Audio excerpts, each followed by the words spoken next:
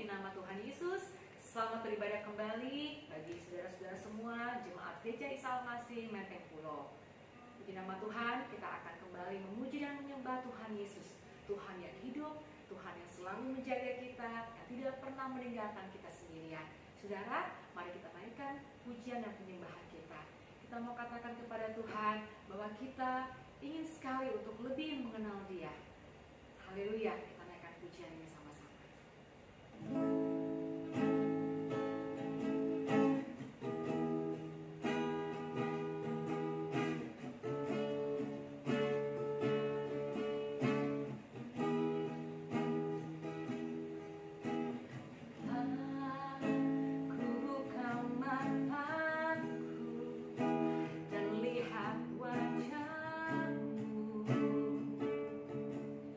Ku terkagum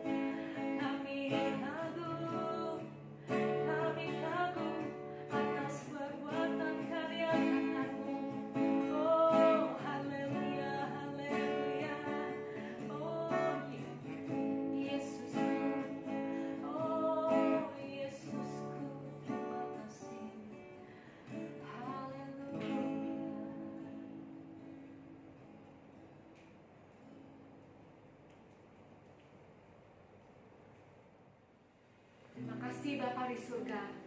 Kami bersyukur Tuhan, Engkau Allah yang setia, tetap setia dan akan selalu setia buat kami.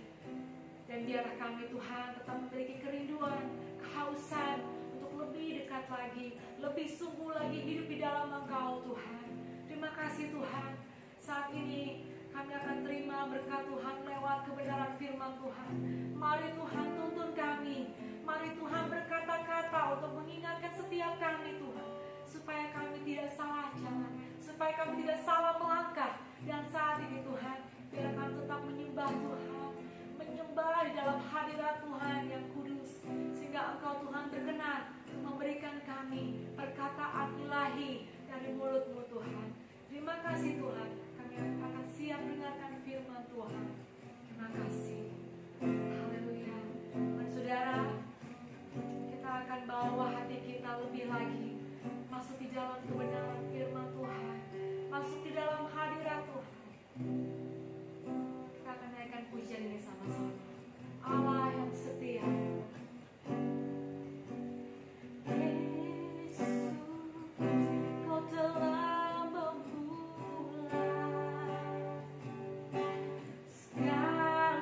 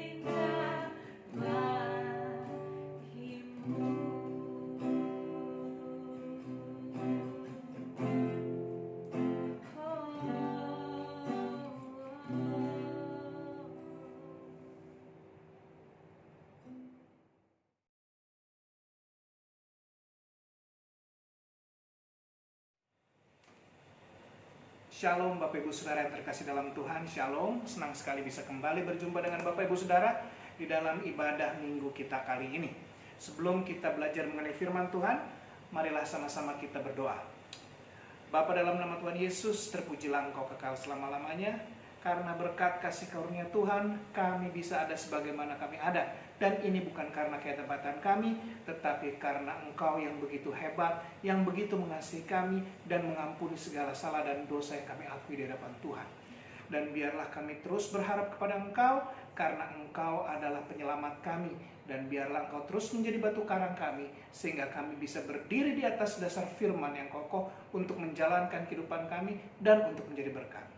Dan kalau kami ingin belajar mengenai firman-Mu, biarlah pada hari ini kami bisa Engkau berikan hikmat dan kebijaksanaan. Kami buka hati dan kami akan mengerti firman Tuhan dan kami siap untuk menjadi pelaku firman Tuhan. Terpujilah Engkau kekal selama-lamanya. Dalam nama Yesus kami berdoa. Haleluya. Amin.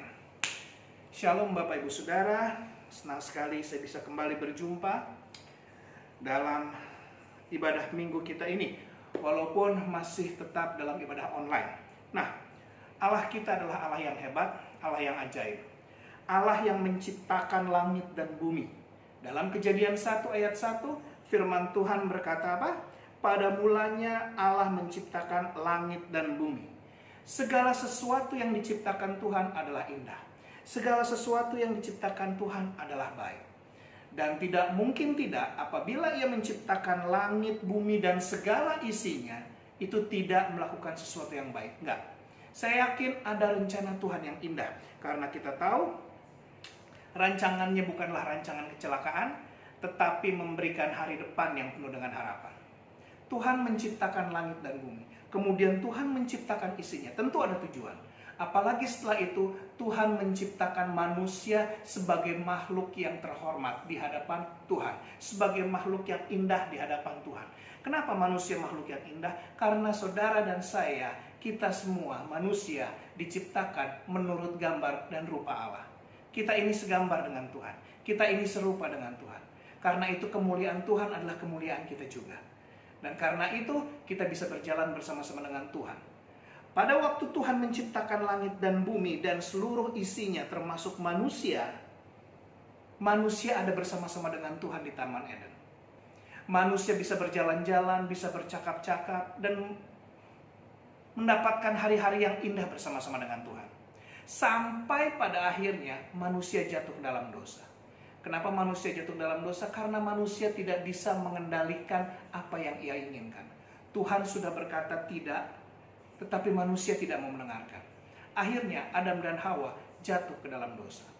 Dan setelah mereka jatuh ke dalam dosa, segambar dan serupa Allah ini mengalami perubahan. Tidak lagi manusia memiliki kemuliaan. Dan hubungan manusia dengan Tuhan itu menjadi rusak. Manusianya rusak, hubungannya juga dengan Tuhan rusak. Tidak lagi manusia bisa bersama-sama dengan Tuhan di dalam Taman Eden. Bahkan manusia diusir keluar dari Taman Eden. Tidak cukup sampai di situ. Tidak butuh waktu lama. Anak dari Adam dan Hawa, Kain, juga akhirnya jatuh dalam dosa saat ia membunuh adiknya Habel. Jadi yang namanya dosa itu merusak segalanya.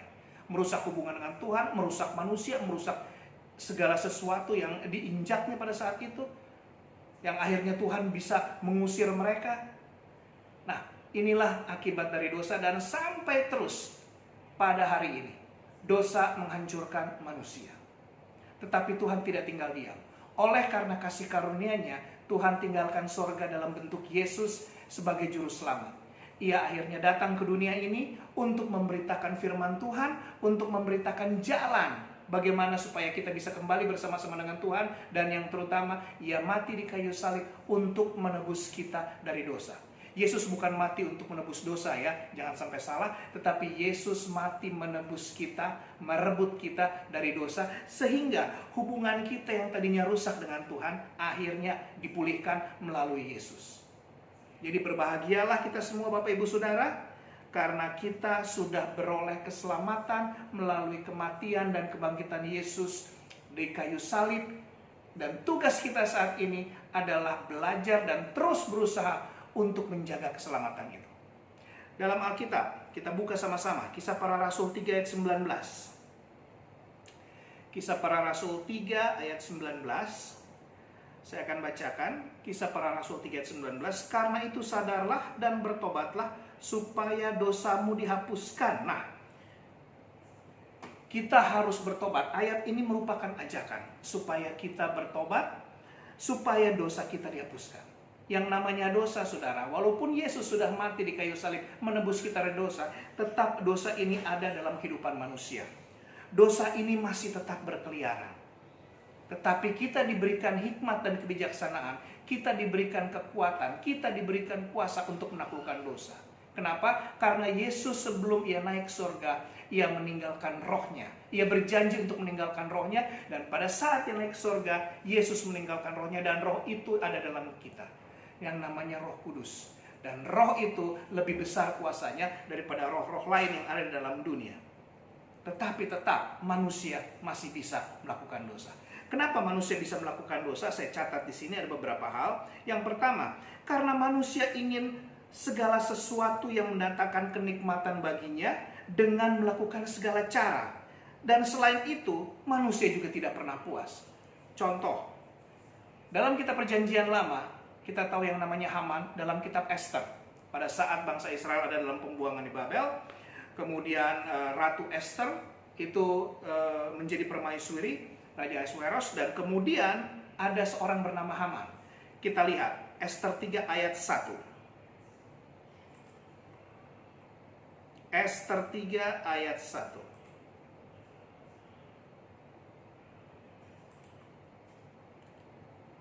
Sesudah peristiwa-peristiwa ini, maka Haman bin Hamedata, orang Agag, dikaruniailah kebesaran oleh Raja Ahasuerus, dan pangkatnya dinaikkan serta kedudukannya ditetapkan di atas semua pembesar yang ada di hadapan baginda. Saudara bisa bayangkan, seorang yang bernama Haman ini dikaruniakan kebesaran oleh raja, dan kemudian pangkatnya dinaikkan, dan kemudian kedudukannya ditetapkan di atas semua pembesar yang ada di hadapan baginda. Jadi Haman ini adalah orang nomor 2 dalam kerajaan tersebut. Raja Ahasuerus, baru kemudian Haman. Tetapi yang namanya manusia yang tidak pernah puas, dia tidak akan pernah berhenti bertindak untuk melakukan dosa. Tidak.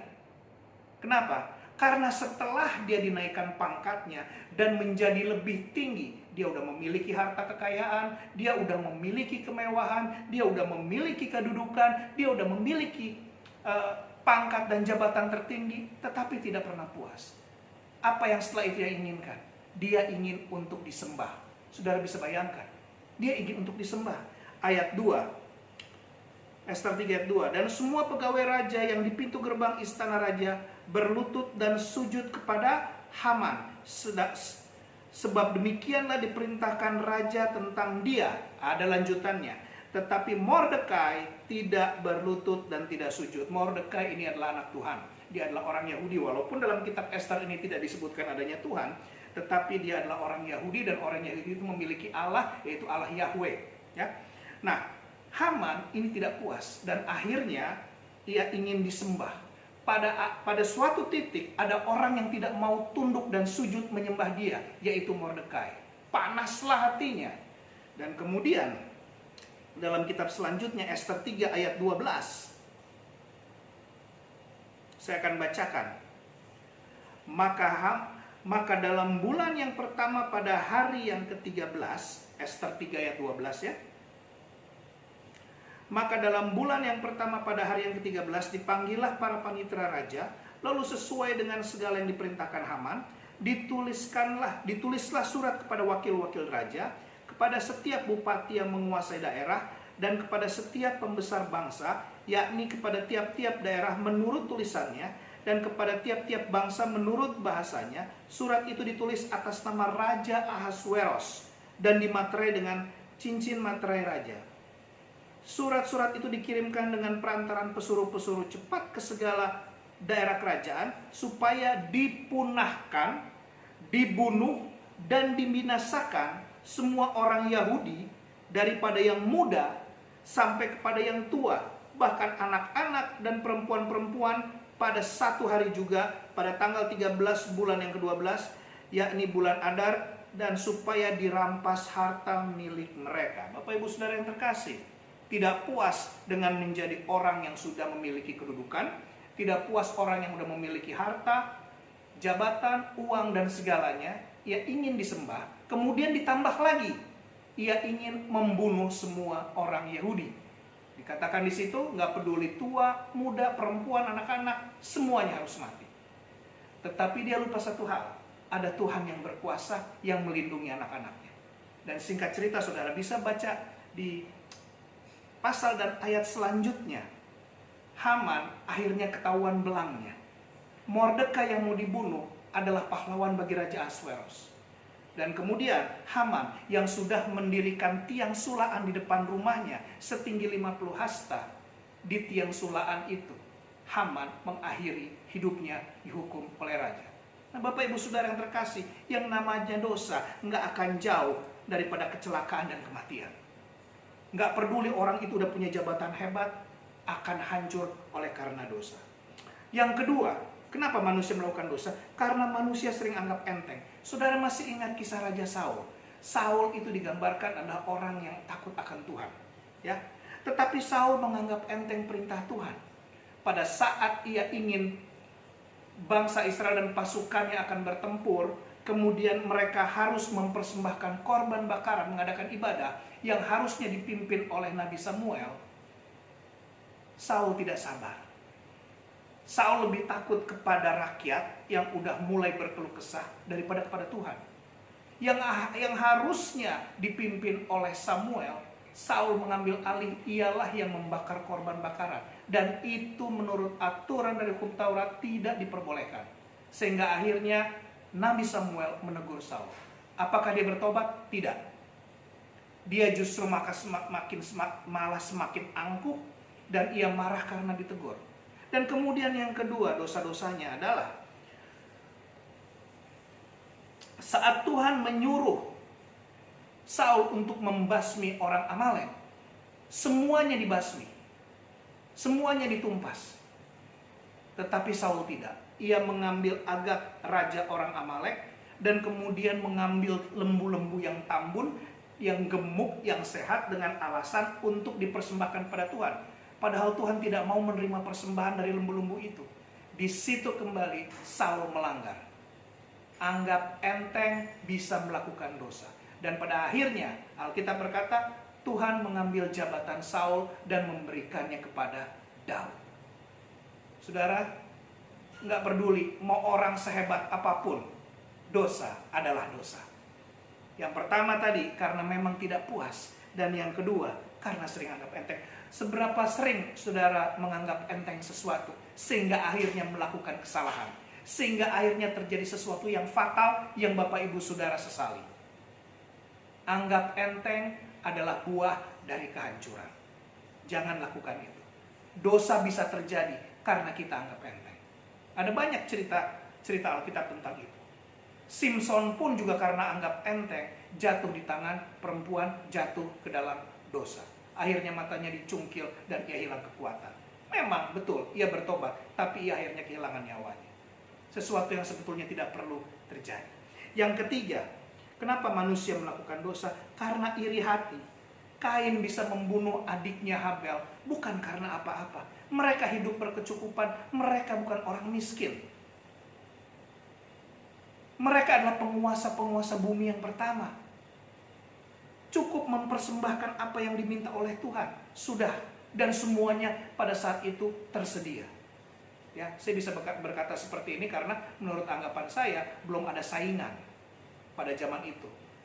Karena mereka adalah manusia-manusia pertama. Tetapi Kain membunuh adiknya Habel. Kenapa? Karena iri hati. Dan yang kedua, kita contoh lagi, Saul juga setelah ditinggalkan oleh Samuel, Alkitab berkata Saul ingin membunuh Daud. Karena roh Tuhan itu sudah tidak ada lagi di dalam diri Saul. Daud, perlu saudara ketahui, dalam Alkitab juga tertulis, adalah menantu dari Raja Saul.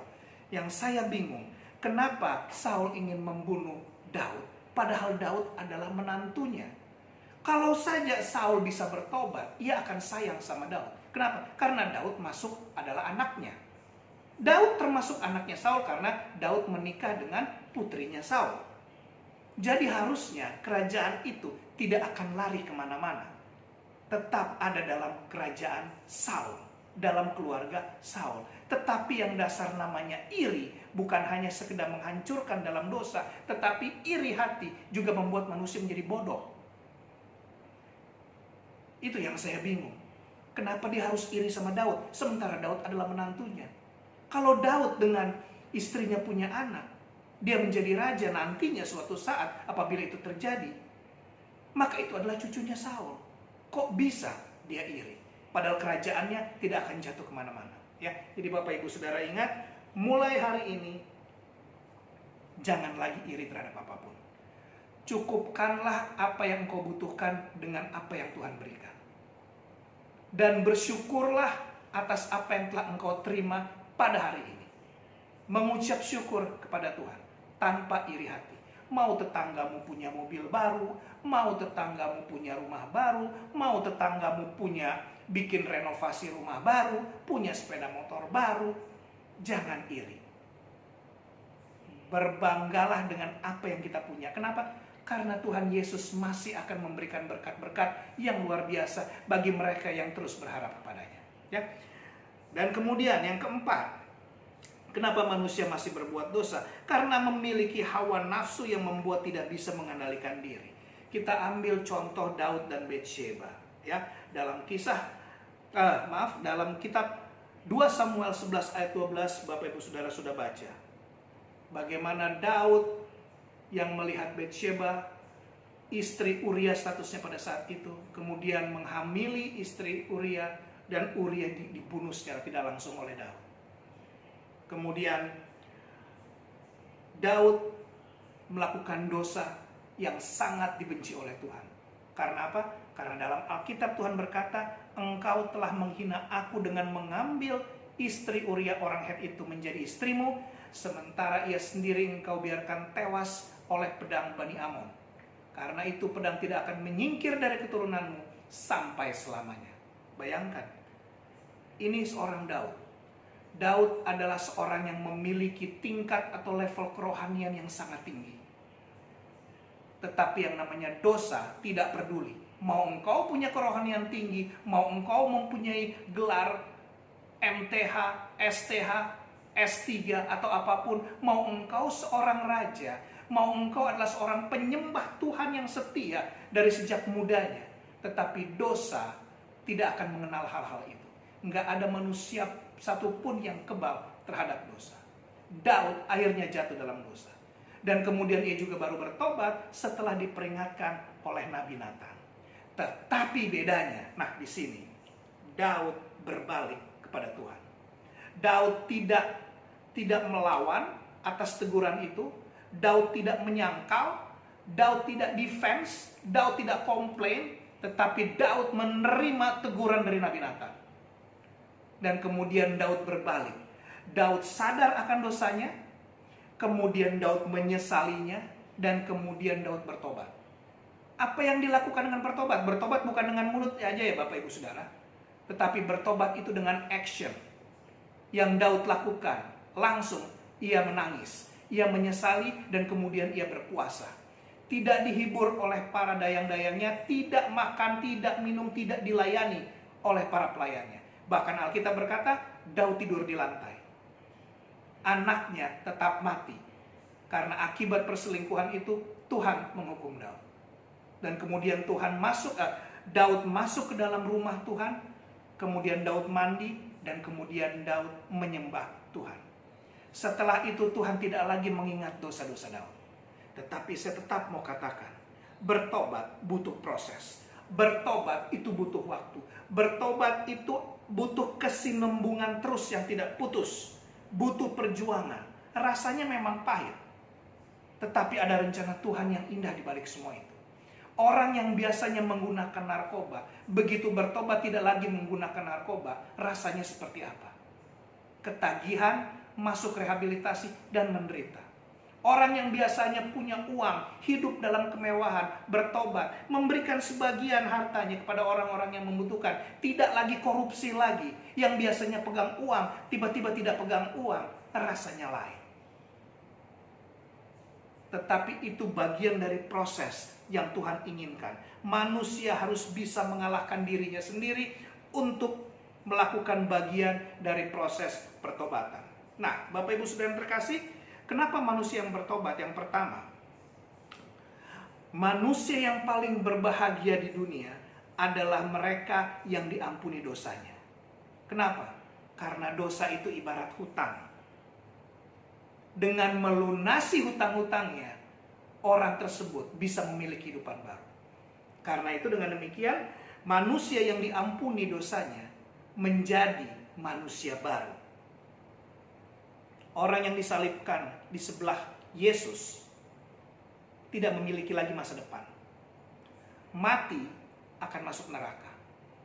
Tetapi yang satu berkata, Yesus, apabila engkau telah sampai ke dalam kerajaanmu, ingatlah akan aku. Artinya ia bertobat. Yesus menangkap pesan itu. Ia menjadi manusia baru sebelum bertobat. Tetapi saya yakin,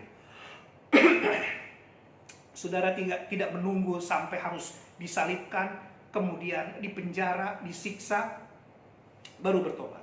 Bertobat sejak sekarang. Semua orang seperti itu yang pernah ada dalam cerita Alkitab, banyak mereka yang seperti itu.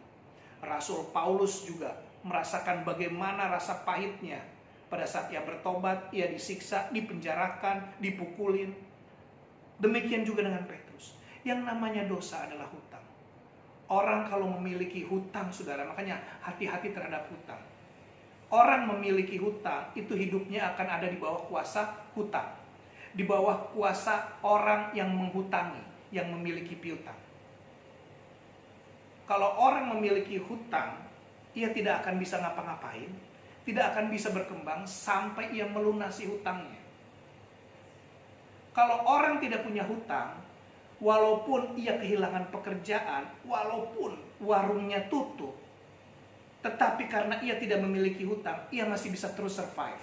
Ia masih bisa terus hidup. Masih bisa pinjam ke bank, kemudian buka usaha lagi, ia bisa melunasi secara pelan-pelan. Tetapi kalau yang namanya orang yang berhutang kemudian tidak bisa melunasi, itu dalam bahaya. Nah, yang namanya dosa, sebelum dosa itu dibereskan, sebelum engkau membereskan, engkau tetap berhutang kepada Tuhan. Segera bereskan dosamu. Karena manusia yang paling berbahagia adalah manusia yang diampuni dosanya. Yang kedua, pertobatan membantu kita menjadi manusia yang rendah hati. Kesombongan adalah dosa besar. Orang yang sombong itu harus ditundukkan. Melalui Roh Kudus itu yang paling mantap. Roh Kudus akan masuk ke dalam kita yang membuka hati. Kemudian Roh Kudus itu yang membantu kita untuk menundukkan diri kita. Sehingga kita menyadari pada saat kita masih belum bertobat, hidup kita adalah sampah. Tetapi setelah bertobat, kita menjadi manusia yang baru. Sehingga kita akan mengetahui bagaimana caranya kita bersyukur, kita menyadari bagaimana anugerah Tuhan yang luar biasa, dan kita tahu bahwa hidup kita ini sesungguhnya adalah berkat, anugerah, kehormatan, dan segala yang indah di mata Tuhan. Dengan demikian, kita memiliki kerendahan hati. Kita mau melayani Dia, kita mau bersyukur setiap saat. Tetapi syaratnya bertobat. Ya. Kemudian yang ketiga, pertobatan membebaskan kita dari kuasa dosa. Apabila kita sudah berserah penuh kepada Yesus dan bertobat, maka Roh Kudus itulah yang berkuasa atas diri kita. Kita tidak lagi dikuasai oleh dosa. Kita sudah menjadi manusia yang baru, dosa tidak lagi bisa menghajar kita. Tetapi ingat, kita harus tetap berusaha memelihara keselamatan itu. Kita harus tetap menjaga dan tetap bersekutu dengan Tuhan. Nah, sesuai dengan bacaan kita, nats Alkitab yang kita baca hari ini, dari Kisah Para Rasul 3:19, saya akan bacakan lagi. Karena itu sadarlah dan bertobatlah supaya dosamu dihapuskan. Nah, begitu orang dihapuskan dosanya, dosa tidak akan lagi berkuasa. Yang terakhir, yang keempat, kenapa orang harus bertobat? Pertobatan membawa hidup kita dekat dengan Tuhan. Orang yang mau hidup dekat dengan Tuhan, orang yang mau berkaul karib dengan Tuhan, orang yang mau dekat dan berhubungan dengan memiliki keintiman dengan Tuhan, Buka pintu diawali dengan bertobat. Tanpa pertobatan, engkau tidak akan bisa dekat dengan Tuhan. Ya, hidup dekat dengan Tuhan itu bisa dilakukan setelah kita bertobat. Kita memiliki hubungan intim tanpa penghalang. Caranya, berserah total kepadanya. Memuji dan menyembah Dia setiap hari. Dan engkau akan melihat Tuhan akan membuka jalan baru bagimu. Tuhan akan membuka pintu-pintu berkat bagimu. Dijaganya kehidupan kita setiap saat. Kalau engkau bekerja di kantor, pekerjaanmu akan diberkati. Engkau bekerja dalam usaha di tokomu, tokomu akan diberkati. Engkau adalah ibu rumah tangga, engkau juga akan diberkati, anak-anakmu akan diberkati luar biasa. Tetapi tetap memang ada tantangan, tetapi Tuhan akan menjagamu. Pergumulan memang tetap ada, tapi engkau tahu benar bagaimana caranya berharap kepada Tuhan. Dan yang jelas, kita akan dipakai Tuhan sebagai alatnya untuk menjadi berkat.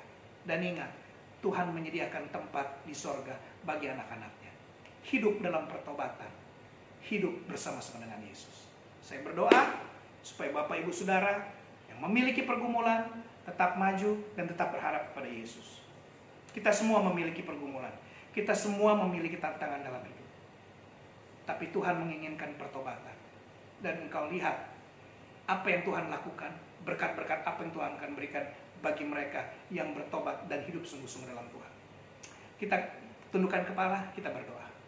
Bapa, dalam nama Tuhan Yesus, terima kasih. Kami telah belajar firman-Mu, bagaimana kami harus sadar, kami harus bertobat supaya dosa-dosa kami diampuni. Tuhan, ampuni dosa kami. Ajar kami supaya bisa selalu berharap kepadamu, supaya kami bisa menjadi anak-anak Tuhan, dan kami bisa menjadi berkat buat banyak orang. Terima kasih Bapa. Inilah doa kami. Terpujilah Engkau kekal selama-lamanya. Dalam nama Yesus kami berdoa. Haleluya. Amin. Tuhan Yesus memberkati saudara dan saya. Amin.